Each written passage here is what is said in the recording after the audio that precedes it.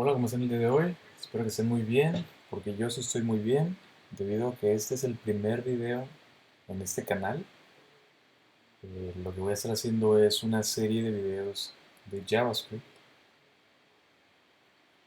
Específicamente voy a hablar sobre temas en ECMAScript 6 en adelante, y a veces los nombres se confunden, ECMAScript 6 o ECMAScript 2015. Básicamente es ECMAScript 2015 en adelante o ECMAScript 6. Así que este es el primer video en la serie y voy a continuar haciendo otros. Muy bien, ya sé que no es novedad, pero el tema de hoy es Arrow Functions. Y sí, es 2018, lo más seguro es que ya hayan escuchado de cómo se usan. Como les digo, lo repito, no es novedad, pero el enfoque de este video no es tanto explicar cómo los usas, sino las diferencias que tiene un arrow function contra una función regular en JavaScript. Así que si me acompañan, vamos a comenzar. Lo primero es la sintaxis. Como pueden ver en mi pantalla, tengo cuatro funciones. La primera es una función regular, las demás son arrow functions, variaciones, ¿no?, de ellas. No tengo que explicar que en JavaScript puedes declarar una función con la palabra reservada function, seguido por el nombre de la función, lista de parámetros entre paréntesis y el cuerpo de la función. Supongo que todo el mundo sabe esto. Ahora vamos a un arrow function. Lo que es especial en un arrow function es de que omite tanta verbosidad, te permite ser más breve en cuanto al término, la cantidad de caracteres que vas a usar, y se ve más conciso, ¿no?, más legible. Lo que tenemos aquí es un arrow function con tres parámetros o argumentos y utiliza el símbolo igual, mayor que para indicar que es un arrow function, la declaración o la expresión de un arrow function, y el cuerpo de la función, que es igual. Hay una alternativa, es de que si tu función solamente ocupa un parámetro, puedes omitir los paréntesis. Muy bien. Y la tercera es un poco única y es mi favorita, se puede decir, ya que tiene una funcionalidad que es implícitamente está regresando el valor de la ejecución de la primera línea de código. Debido a que esta variación de la función solamente permite una línea de código, bueno, perdón, no es una línea de código, es una expresión, solamente permite una expresión. Lo que tiene como resultado es que regresa ese valor de la expresión como el resultado de la función. Pongo un ejemplo para que, no sé si te revolví, pero si haces, por ejemplo, esto, es el equivalente a la función de arriba. Tiene un return. En esa variación y tiene implícito el return. O sea, no lo necesitas poner, pero está regresando ese valor. Muy bien. En cuanto a la sintaxis es eso, lo más seguro es que ya lo sabían, pero nada más quería mostrarlo para que, por algunos de ustedes que no saben sobre este tipo de funciones. Muy bien, ahora nos vamos a las diferencias, ¿no?, que es el tema de este video. Y lo más importante, bueno, para empezar, la más importante de las diferencias, desde mi punto de vista, es la utilización de la palabra reservada this. Como lo pueden ver usado aquí en esta función, es diferente. Perdón, es diferente. Cambia, depende si la función es una función regular o una arrow function. Así que ahorita lo vamos a ver. Lo que voy a estar haciendo en esta serie de videos es utilizar Chrome para mostrar los ejemplos y explicar el código, porque no me gusta nada más explicarlo en una diapositiva o nada más explicarlo verbalmente. Me gusta que vean cómo se ejecuta el código, así que voy a copiar ese código y me voy a ir a Chrome. Aquí lo tengo abierto y abrí las herramientas de depuración de código. Ya que tengo mi código aquí, vamos a ejecutarlo para que vean la diferencia en el aspecto de la palabra reservada this. Muy bien, en este caso, si yo ejecuto datos.enumerar, que es el método que está aquí arriba, se van a dar cuenta que el valor de this va a depender del contexto de cómo se está ejecutando este método. Por ejemplo, datos.enumerar tiene el contexto datos, porque es el objeto que está invocando la función. Por lo tanto, el binding que se hace a this se le asigna datos.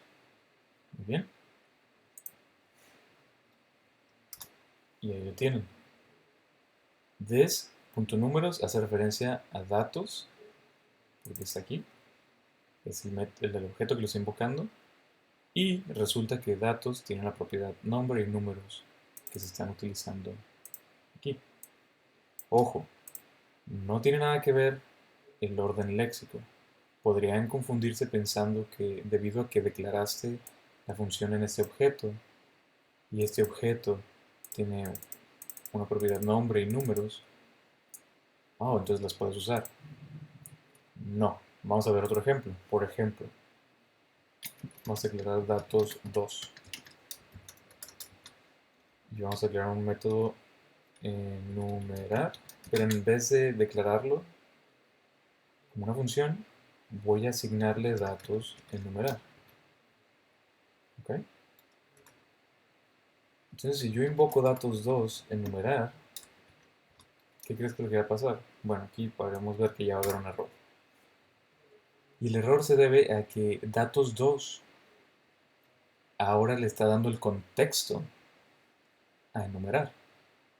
¿Ven cómo no tiene nada que ver el hecho de que la función esté declarada aquí? No porque esté declarada aquí significa que tiene acceso a esas propiedades, sino es el contexto de cómo se manda a llamar la función. En este caso el contexto es datos 2, enumerar. Y datos 2 no contiene propiedades nombre ni números. Entonces, he ahí la razón por la cual no funciona este código, ¿no? Tiene un error, porque no contiene la propiedad números. Muy bien, entonces cabe mencionar también de que aquí estamos utilizando un arrow function dentro del método enumerar, dentro del for each. La razón por la que estoy haciendo esto es para demostrar que un arrow function tiene el binding que le da a la palabra reservada this es diferente al como sucede con una función regular. Por ejemplo, si yo pongo this.nombre dentro de un arrow function, la palabra reservada this resuelve a un orden léxico, lo cual es el contexto de esta función. Y esta función pertenece al objeto datos. Entonces, this.nombre siempre va a resolver el leo, sin importar de dónde se invoca. Muy bien, solamente para demostrar esto, podemos invocar datos.saludar, que es el método que tenemos aquí arriba. El orden léxico no le está permitiendo resolver la propiedad nombre de aquí arriba. ¿Por qué?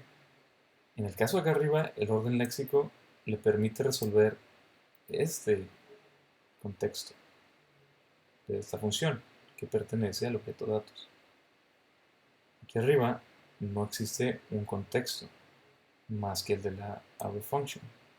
Por lo tanto, this resuelve un objeto global que viene siendo el objeto de la pantalla. Como pueden ver, this with es el objeto global con varias propiedades que ya existe por default. Entonces, si yo modifico datos a this.innerWidth, van a ver que se ejecuta de la manera correcta. Y es porque está resolviendo de una forma diferente la palabra reservada this. ¿Ok? Espero que eso haya estado claro. Vamos a continuar con la siguiente diferencia. Este punto a hablar es un poco más sencillo. Ahora se trata de la palabra reservada arguments. En JavaScript, cualquier función regular, por ejemplo esta que vamos a declarar aquí, tiene acceso a la palabra reservada, a la palabra reservada arguments. Y es agregada por el lenguaje. Por ejemplo, aquí foo arguments es un objeto muy similar a un arreglo. No es un arreglo, cabe mencionar, pero es muy similar. Para este video vamos a decir que es un arreglo. Entonces, si yo mando a llamar foo, debe tener arguments, los valores de los parámetros pasados o argumentos pasados a la función. En ese caso, no voy a pasar ninguno, entonces sería un arreglo vacío. Como pueden ver, arguments es un arreglo vacío. Pero si yo lo mando a llamar con elementos, parámetros o argumentos, van a ver que arguments es un arreglo con 3 elementos y exactamente los que yo mandé. Bueno, eso es la palabra reservada arguments, pero solamente funciona con funciones regulares. A lo que voy es de que si tú quieres declarar una función arrow function, no vas a poder hacerlo de esta manera. Bueno, no vas a poder usar arguments. Por ejemplo, foo es igual a esto, console.log arguments.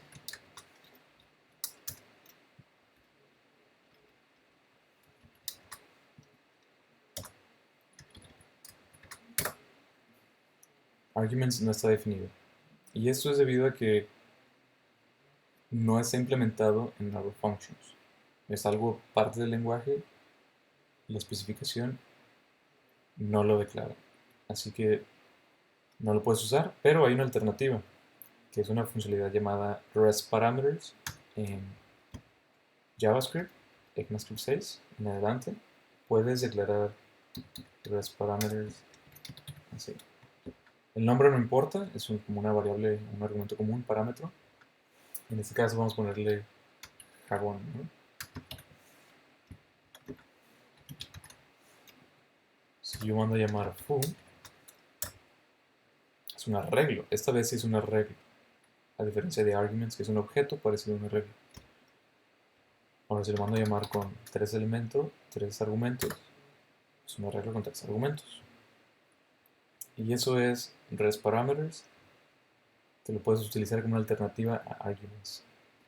Muy bien, esa es la segunda diferencia. Vamos a la tercera.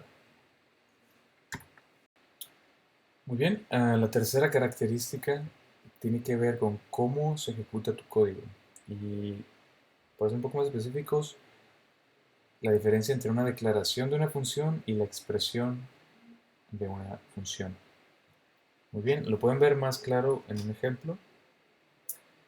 Por ejemplo, tal vez han notado que yo escribo, bueno, todos escribimos, digamos, declarar una función foo que imprima console.log foo.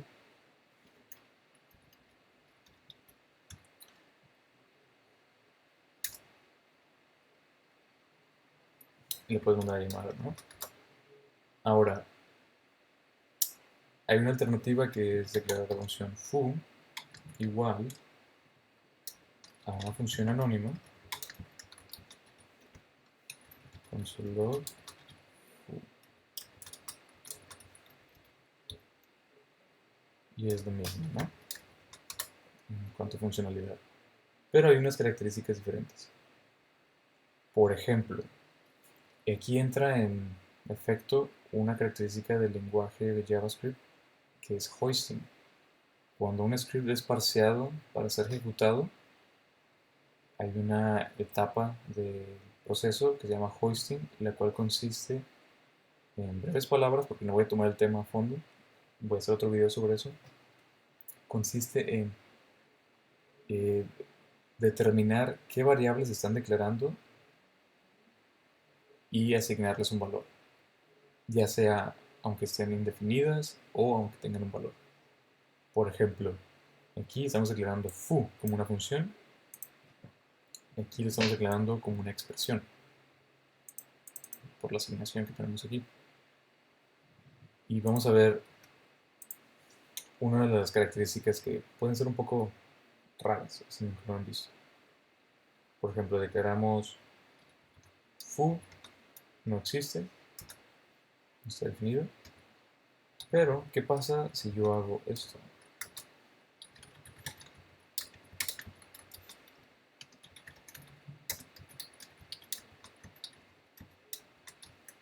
¿Qué crees que va a pasar?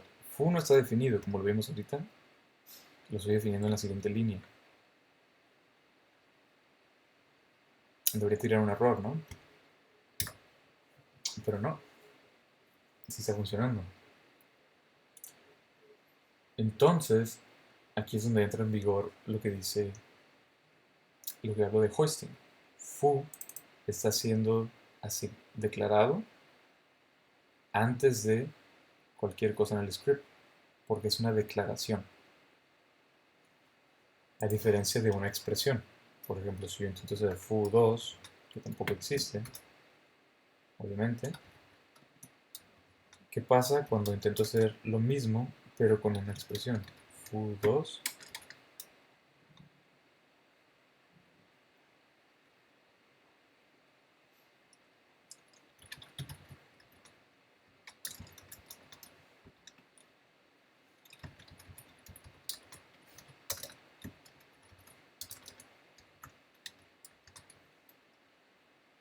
¿Qué crees que va a pasar? Un error. Y es debido a que aquí no entra en vigor el hoisting. Foo2 sí utiliza hoisting, pero es asignado un valor indefinido. Por lo tanto, foo2 no es una función y da un error.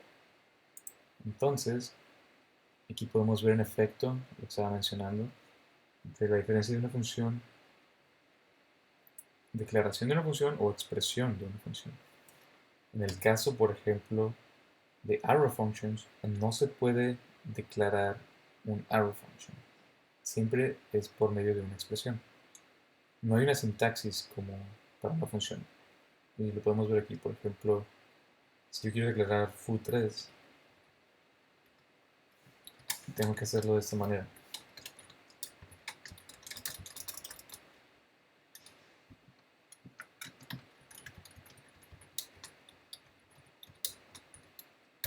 ¿Okay?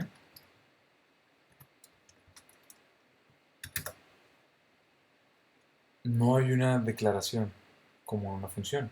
No hay otra forma en la que yo pueda declarar un arrow function asignándole un nombre como se le hace a una función regular. Y esa es la tercera diferencia. Un arrow function siempre es una expresión, nunca una declaración. Muy bien. Eso es todo por este tema.